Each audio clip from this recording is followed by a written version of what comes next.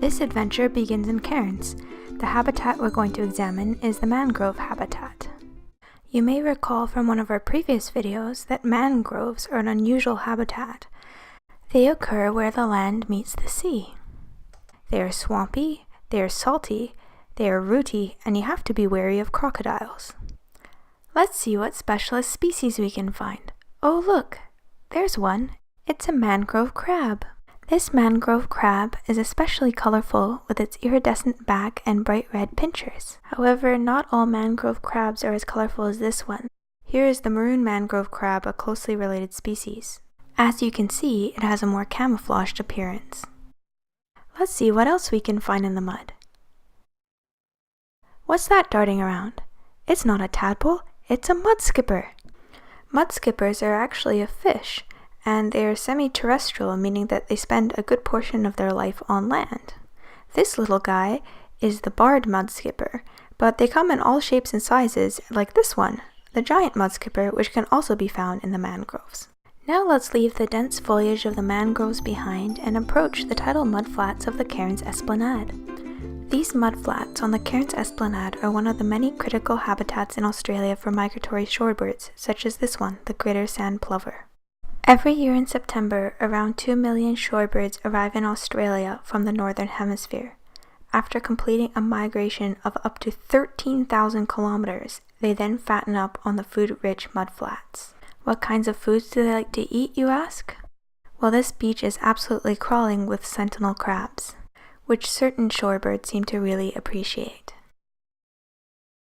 36 species of shorebird migrate to Australia. This one running along the beach is the bar-tailed godwit. Other migratory shorebirds we saw along the flats included the great knot and the eastern curlew. Since we were there in March, these birds were preparing to do their second annual migration back to the Arctic tundra to breed. What an epic journey. Not every bird feeding in the sand is a shorebird, however. Here we find the nutmeg manakin, a finch. Next, we traveled up along the coast to visit the rainforest surrounding the town of Corunda.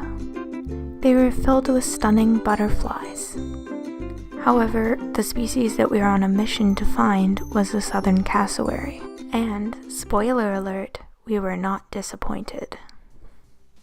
Cassowaries are an enormous, heavy-set rainforest bird. They are flightless and weigh up to 190 pounds and stand up to 2 meters high. We were fortunate enough to meet a family of cassowaries, Mum, Dad, and their 3 chicks. These chicks are 7 months old, and during this time they've been tended solely by the male cassowary, who will then kick them out in a few more months. Without the male's protection, the chicks' mortality rate is very high because there isn't enough rainforest territory to sustain them all. This is their mum. You can see the 2 wattles that contribute to the adult cassowary's physique. And down there you can see her inner claw, which is very sharp and the cassowary uses for defense. The mum doesn't participate much in the upbringing of her chicks. She is here for an ulterior motive. So while her chicks are preoccupied, the parents have something else in mind.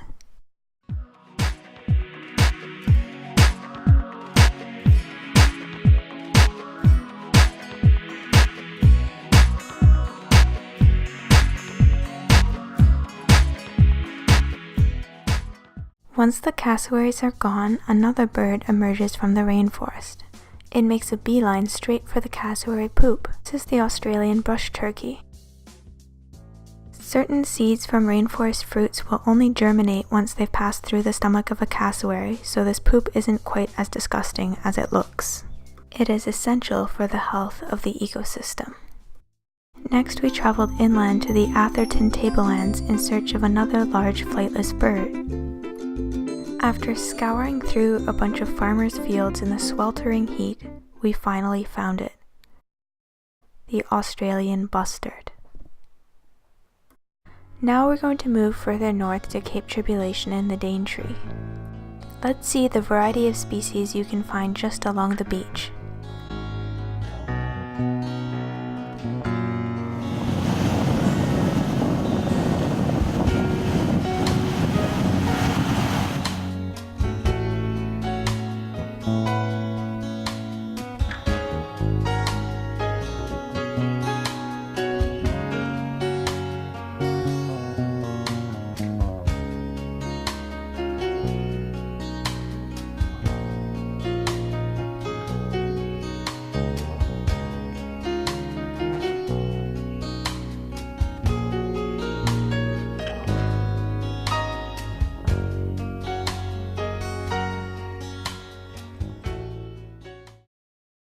Moving along from the beach, let's see what can be found in the Daintree rainforest. What's that skulking in the forest? Why, it's an enormous lizard. The lace monitor is a common lizard to be seen along the forest floor and in the treetops. It is roughly the size of a small house cat. What other reptiles can we find? Here are some Cairns long-necked turtles. Also, the rainforest is home to many colorful birds, including the wampu fruit dove, which does indeed make a sound like wampu, and the buff-breasted paradise kingfisher, which is a seasonal migrant, as well as the noisy pitta, which scuttles along the forest floor. Finally, the only mammal photographed on the entire trip, the white-tailed rat.